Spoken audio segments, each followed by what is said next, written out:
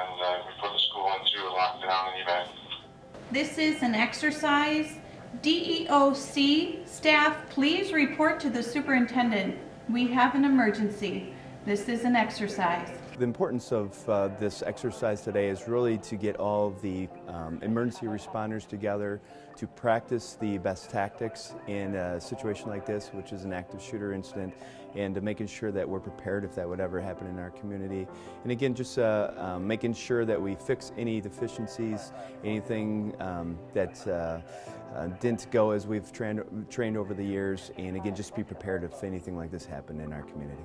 The patients will check in and they are assigned a number or a patient, and on that it'll tell what symptoms they've had, if they're had a gunshot wound, if they're having chest pain. It tells us how to make them up. When they come in, it's very realistic. So if it says there's a gunshot wound, we make it look like there's a gunshot wound. So they have to treat it more realistically, and then the training is much better that way. You're able to look at it, assess your patient, and decide, is it someone we could treat right away or can they wait a little bit?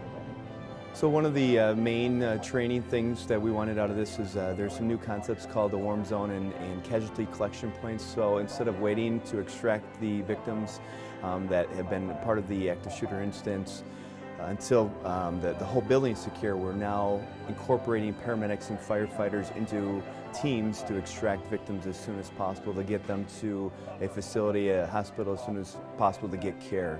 So it's all the emergency services working together to make sure that we're getting in, getting the victims out as soon as possible, yet still dealing with the situation involving the suspect.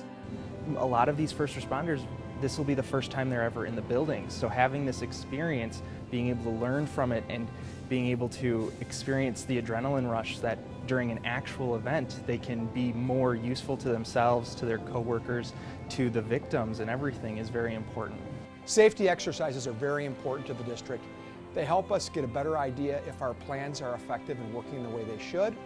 They give an opportunity for new staff members to try out new roles, which is vital. And it's an opportunity for us as well to work with other organizations such as police, fire, and emergency medical services. We don't get a chance to do that a lot. So for us to be able to communicate and interact and find out the strengths and weaknesses of each organization is huge. It was a great event. We learned a lot.